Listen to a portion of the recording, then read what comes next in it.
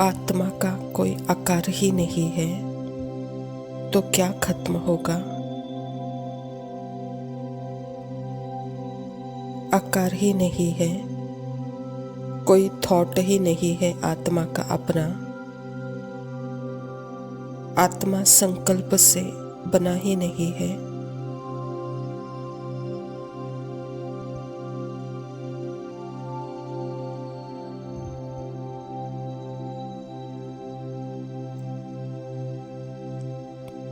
आत्मा का न कोई आदि है न कोई अंत है, ना थॉट का कोई आकार है, ना फीलिंग का कोई आकार है, ना इमोशंस का कोई आकार है, ना सेंसेशंस का कोई आकार है। तो ना माइंड है ना बॉडी है।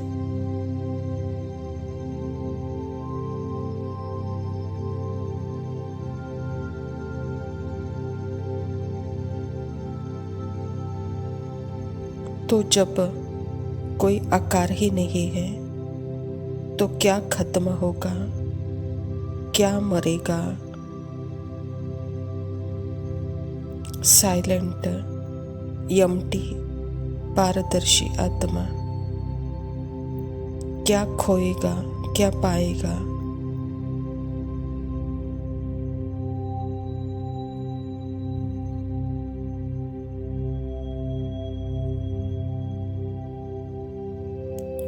तो मृत्यु का भय क्या होता है? अपनी अमरत्व का एहसास होता है।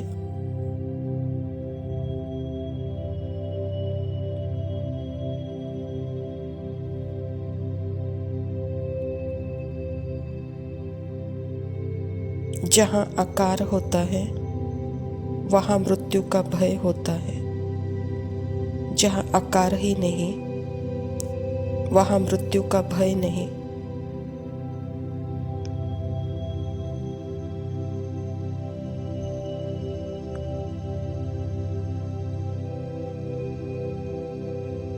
आकार नहीं तो हदें नहीं, फिर क्या कमी लगेगी।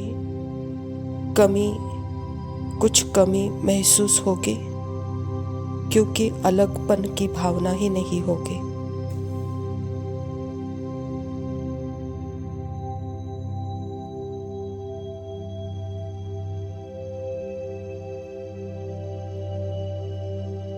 बस एक ही है, दो नहीं है, एक ही है।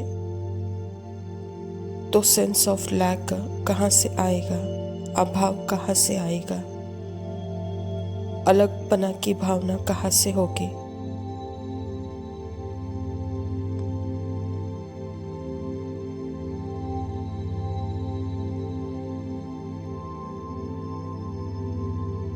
मैं अलग, तुम अलग, चीजें अलग, पर सब आत्मा की ही वाइब्रेशनल एक्टिविटी है।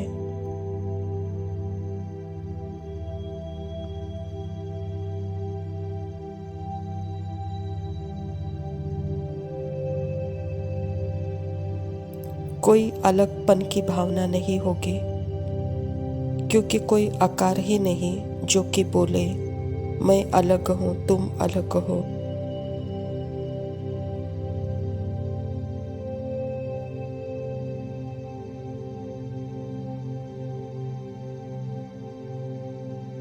तो कमी की फीलिंग क्या होती है, उसका एक हल्का सा फीलिंग बना रहता है।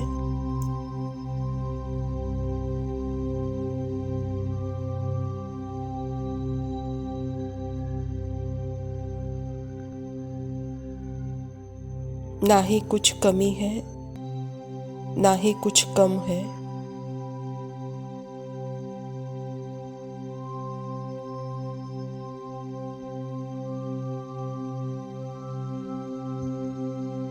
यह सफरिंग है। जब भी ऐसा फील हो तो समझ जाना कोई आकार समझ करके बैठे हैं अपने आप को। सफरिंग एक सिग्नल है।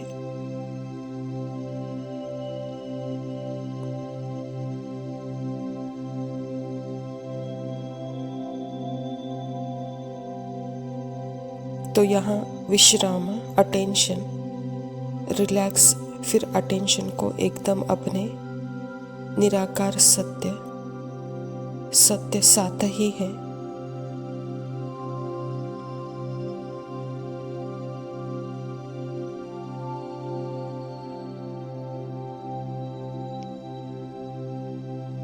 साइलेंस का कोई आकार नहीं, वहाँ कोई डिवीजन नहीं।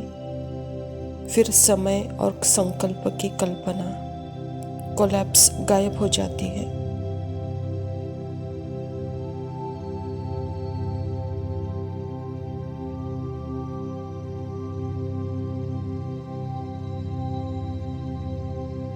जैसे साइलेंस है तो दुनिया गायब हो जाती है, रूप गायब होते हैं, आकार गायब होते हैं, वहाँ सिर्फ आत्मा है।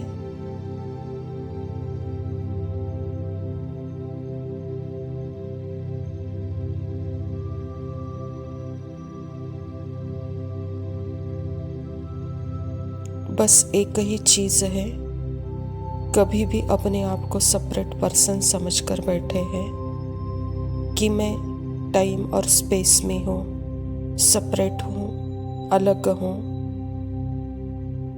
तब उस वक्त चॉइस है।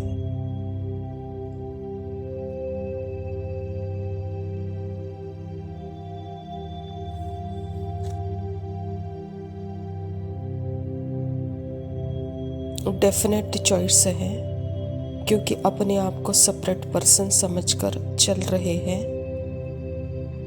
तो सेपरेट पर्सन यह नहीं बोल सकता कि मेरे पास चॉइस नहीं है या यह सब ड्रामा फिक्स है, वह तो नहीं बोलेगा ऐसे।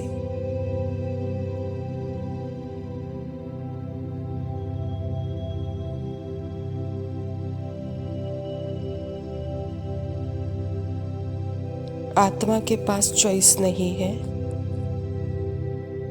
बस वहां रुक जाओ, पोज लो, स्टैचू हो जाओ, बहुत प्यार से अपने आप को साक्षी होकर देखो कि मैं क्या खुद थॉट हूँ, क्या मैं खुद सेंसेशन हूँ? नहीं, तो फिर मैं कौन हूँ?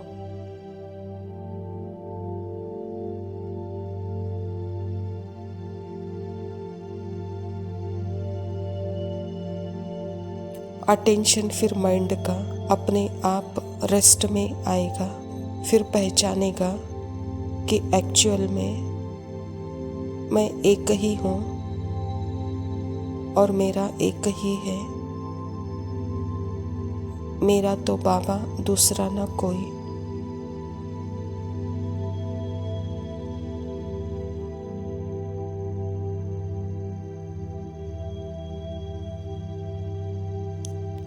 सभी मनों का एसेंस, फिर उस वक्त नो चॉइस, सब खत्म हो जाता है, क्वेश्चन ही नहीं उठता। यह है मेडिटेशन, यह मेडिटेशन का सार है, एसेंस है। एक हो जाना, एक को जाना, सब कुछ जाना।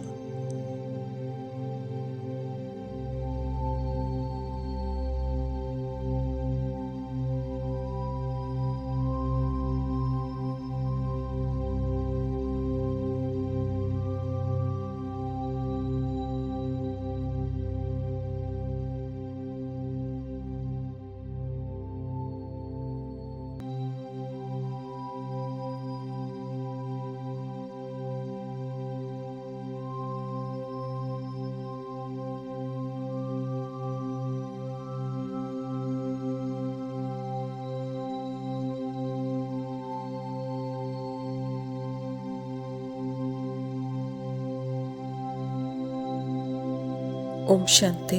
प्रातः मुरली बाप दादा मधुबन। बाबा कहता, सेवा करते डबल लाइट स्थिति द्वारा फरिश्तेपन की अवस्था में रहो, अशरीरी बनने का अभ्यास करो। आज बाप दादा चारों ओर के बच्चों के 3 रूप देख रहे हैं, जैसे बाप के 3 रूप जानते हो, ऐसे बच्चों के भी 3 रूप देख रहे हैं। तो इस संगम युग का लक्ष्य और लक्षण क्या है? पहला स्वरूप ब्राह्मण, दूसरा फरिश्ता, तीसरा देवता। ब्राह्मण सो फरिश्ता, फरिश्ता सो देवता। तो वर्तमान समय अभी विशेष क्या लक्ष्य सामने रहता है? क्योंकि फरिश्ता बनने के बगैर देवता नहीं बन सकते। तो वर्तमान समय स्वयं के पुरुषार्थ प्रमाण अभी क्या लक्ष्य? यही फरिश्ता है। संगम युग का संपन्न स्वरूप फरिश्ता सो देवता बनना है। फरिश्ते की परिभाषा जानते हो ना? फरिश्ता अर्थात पुरानी दुनिया के संबंध, संस्कार, संकल्प से हल्का हो। पुराने संस्कार सब में हल्के हो। सिर्फ अपने संस्कार, स्वभाव, संसार में हल्कापन नहीं, लेकिन फरिश्ता अर्थात सर्व के संबंध में आते, सर्व के स्वभाव संस्कार में हल्कापन। उस हल्केपन की निशानी क्या है? वह फरिश्ता आत्मा सर्व के प्यारे होंगे। कोई कोई के प्यारे नहीं, सर्व के प्यारे। जैसे ब्रह्मा बाप को हर एक समझता था मेरा बाबा, मेरा बाबा कहता था, ऐसे फरिश्ते अर्थात सर्व के प्रिय, सर्व तरफ स्वभाव, संस्कार और इस पुराने संसार में रहते हुए न्यारे और प्यारे। सब हक से कहे कि मेरा बाबा। क्यों? इसका कारण क्या था? स्वयं स्वभाव संस्कार में हल्के थे। सबको मेरापन का अनुभव कराया, एग्जाम्पल रहे। ऐसे ही जगदम्बा को भी देखा। लेकिन कई सोचते हैं कि वह तो जगदम्बा थी, लेकिन दादी, आप, ब्राह्मण परिवार जैसे साथी थी। उनसे अगर कोई पुरुषार्थ पूछते या सुनते तो उनके मुख से सदैव एक ही शब्द रहा, अब कर्मातीत बनना है। कर्मातीत बनने की लगन में औरों को भी यही शब्द बार बार याद दिलाती रही। तो ब्राह्मण परिवार का अभी लक्ष्य और लक्षण विशेष यही रहना चाहिए, यही लगन हो। अब फरिश्ता बनना ही है। फरिश्ता अर्थात इस देह, इस आकार देह से न्यारे, साकार देह से न्यारे, सदा लाइट के देहधारी। फरिश्ता अर्थात इस कर्मेंद्रियों का राजा। बाप दादा ने पहले भी सुनाया कि सारी सृष्टि के अंदर एक ही बाप दादा है जो फलक से कहते हैं कि मेरा एक एक बच्चा राजा बच्चा है, स्वराज्य अधिकारी बच्चा है। तो फरिश्ता अर्थात स्वराज्य अधिकारी, ऐसा स्वराज्य अधिकारी आत्मा लाइट के स्वरूप धारे। कोई भी ऐसे लाइट के डबल हल्केपन के स्थिति में स्थित होंगे। अगर कोई को भी मिलते हैं तो उनके मस्तक में आत्मा ज्योति का भान चलते फिरते भी दिखाई देगा। अभी यह तीव्र पुरुषार्थ का लक्ष्य और लक्षण सदा इमर्ज रखो।